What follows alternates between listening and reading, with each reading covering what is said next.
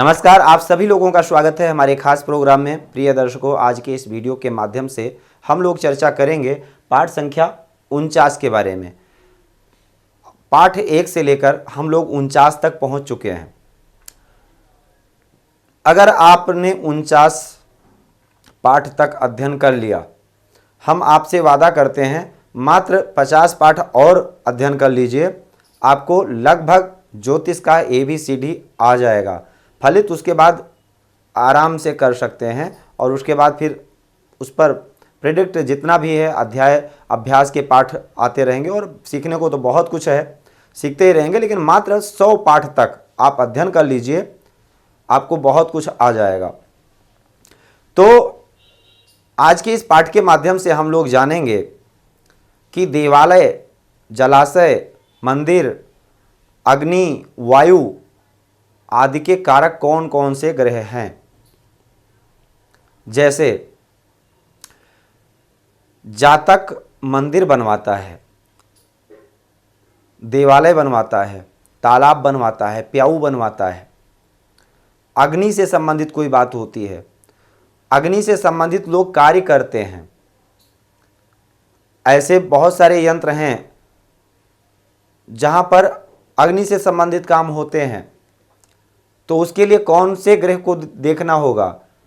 वो ग्रह अगर गोचर में खराब होगा, पत्रिका में खराब होगा या गोचर या अशुभ प्रभाव में जब आएगा तो क्या वहाँ पर क्षति हो सकती है, शॉर्ट सर्किट हो सकता है, आग से खतरा हो सकता है।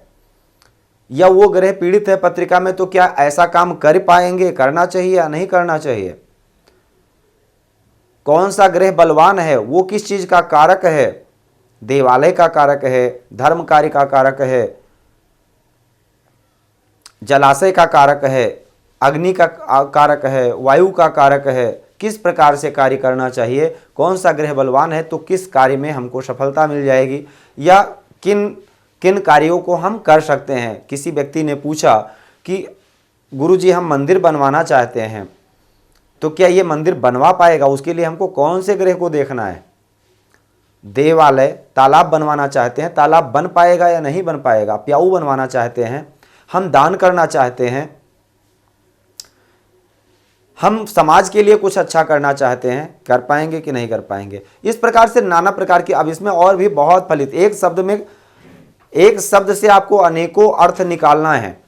एक शब्द कौन से हैं, जैसे सूर्य से हम बात करते हैं तो सूर्य से हम किन किन चीजों का विचार करते हैं।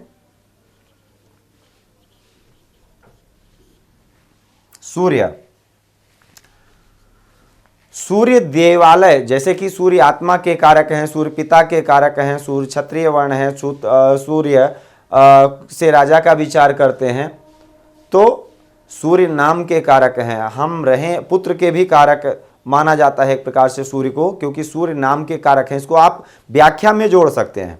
पुत्र के कारक देवगुरु बृहस्पति भी हैं और शुक्र सूर्य से नाम भी होता है, यश, कीर्ति, राजा से लाभ।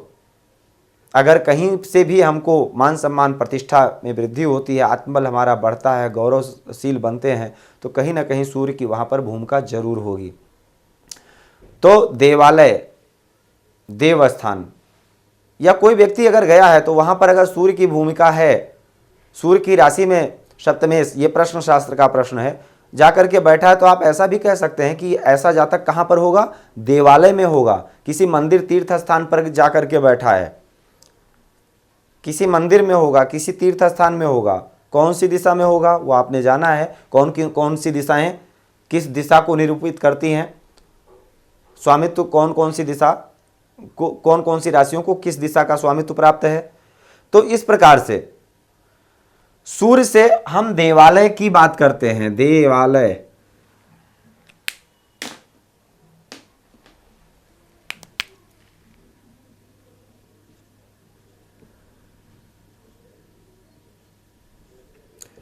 दान, मंदिर में दान करते हैं उसकी बात करते हैं। हम मंदिर बनवा पाएंगे नहीं बनवा पाएंगे, मंदिर में निर्माण कर पाएंगे नहीं कर पाएंगे, आदि इत्यादि देवालय आदि से संबंधित जो भी प्रश्न है, देवालय निर्माण करवा पाएंगे कि नहीं, वो सब विचार करते हैं सूर्य से। चंद्रमा किसके कारक हैं?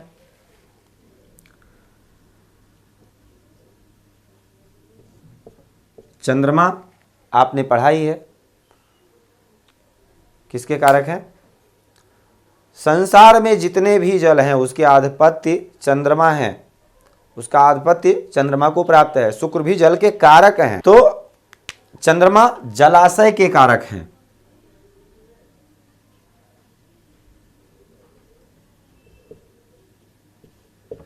प्याऊ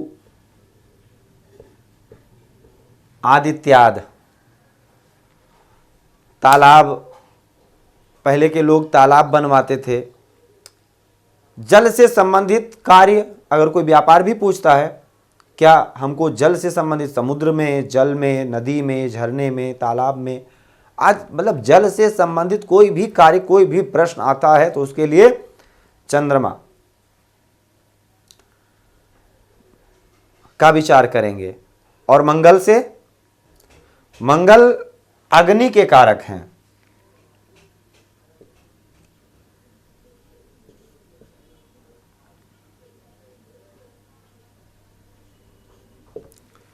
अब अग्नि के अधिपत्य कौन है? सूर्य, लेकिन कारक मंगल। संसार में जितनी भी अग्नि है, भयंकर से भयंकर, जितनी भी तपन, हिटपन, जहां पर से प्रारंभ होता है कण से लेकर और आदि तक, वो सब सूर्य से ही विचार करते हैं। तो सूर्य उसके अधिपति हैं। जितने भी प्रकार की अग्नि है उसके अधिपति कौन है? सूर्य है। और मंगल कारक हैं। अब वो हमारी रसोई की अग्नि है, छोटी छोटी कह सकते हैं हम, किसी अग्नि को नियंत्रित करके उसको इस्तेमाल करते हैं। बिजली विभाग भी कह सकते हैं, छोटी छोटी जो लाइटें जलती हैं उसका भी कह सकते हैं। शॉर्ट सर्किट होना, अब मंगल वहाँ पर जब भी अशुभ होंगे, गोचर में अशुभ होंगे, अशुभ ग्रहों के साथ संचार में जाएंगे, तो कहीं ना कहीं अगर कुछ भी परेशानी हमको बिजली से संबंधित होती है तो उसके कारक मंगल से विचार करेंगे। मंगल अग्नि के कारक हैं। मंगल के बाद बुध की अगर हम बात करें तो बुध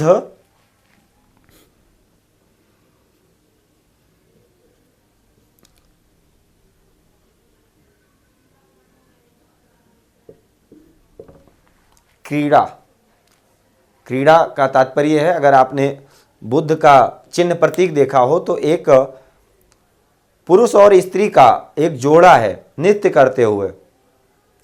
अब क्रीड़ा का मतलब यह है कला, आर्ट, नृत्य, संगीत, भाषा, कविता, यानी क्रीड़ा स्थल ऐसा भी कह सकते हैं। ऐसे जातक का क्रीड़ा से संबंधित।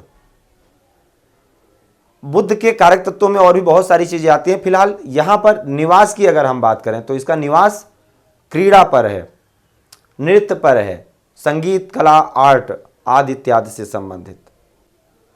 खेल कूद भी कह सकते हैं। रंग मंच, जैसे जो लोग भी अपना प्रदर्शन करते हैं कला में, आर्ट में, तो वो रंग मंच भी बुद्ध का निवास स्थान, ऐसे स्थल इसके कारक हैं। गुरु की अगर हम बात करें तो गुरु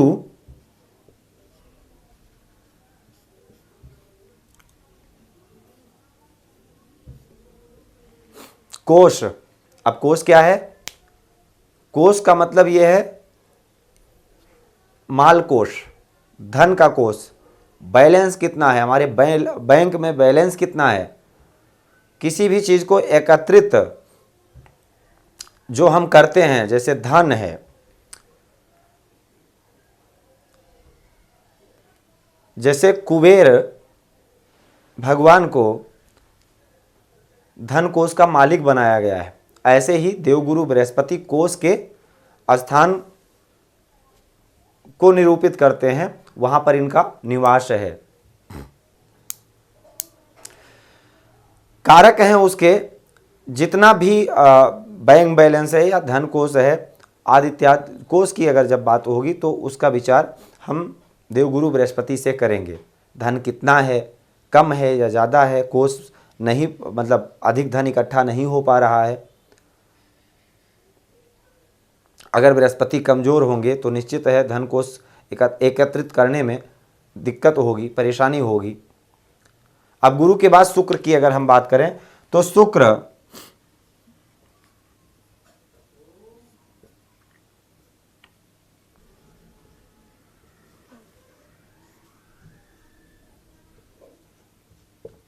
शयन कक्ष, एक शब्द में बड़ी व्याख्याओं को आपको समझना है, बहुत सारे इसके भावार्थ निकालने हैं। कैसे? शयन कक्ष, जैसे शुक्र कामना के कारक हैं, भोग के कारक हैं, वीर के कारक हैं, शैया सुख के कारक हैं।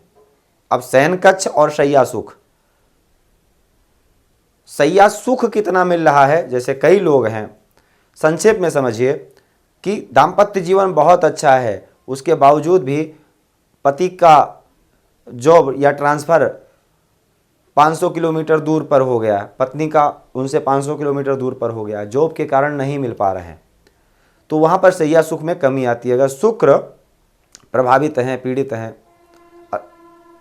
बलवान नहीं हैं, तो ऐसे शैया सुख में कमी आएगी, वहाँ पर वो कमी करेंगे। तो शुक्र कहाँ के कारक हैं? शयन कक्ष के, भोग स्थान के, भोग के कारक हैं।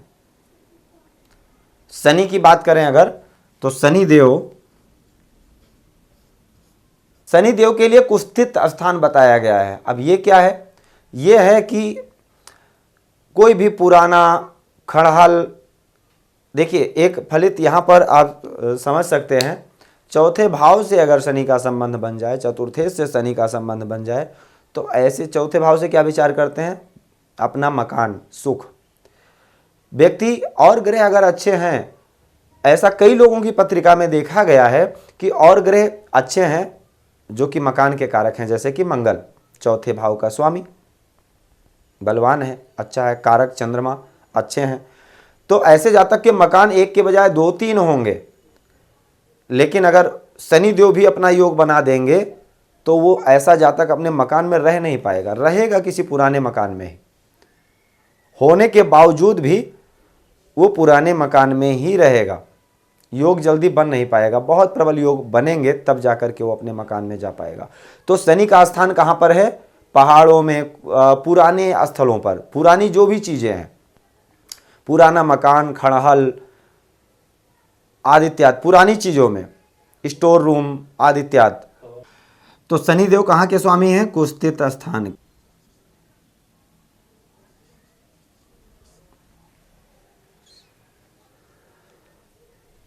क्या इन जानकारियों को हम और भी कई जगह इस्तेमाल कर सकते हैं, हमको काम आएगा? जैसे कि वास्तु शास्त्र में, वास्तु में भी हम इनका, आप जब वास्तु पढ़ेंगे तो उसमें भी आपको ये जानकारी काफ़ी काम आने वाली है।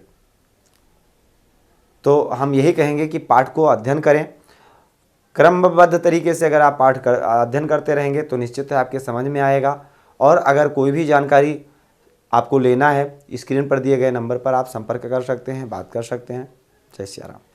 भूमि, भवन, वाहन, धन संपत्ति, शादी, व्यापार एवं संतान आदि से संबंधित समस्याओं से हैं परेशान और चाहते हैं उसका संपूर्ण निदान, तो ज्योतिर्विद अमरीश तिवारी जी से तुरंत संपर्क करें। हमारे संपर्क सूत्र हैं 9718504998। हमारे यहाँ वैदिक ब्राह्मणों के द्वारा सभी प्रकार के पूजा पाठ, कर्मकांड, यज्ञ अनुष्ठान, विवाह, गृह कलेश, काल सर्पदोष व नवग्रहों की पूजा आदि कराई जाती है। हमारे यहाँ सभी प्रकार के यंत्र, राशि रत्न, कवच, जन्मपत्री एवं रुद्राक्ष सिद्ध किए जाते हैं।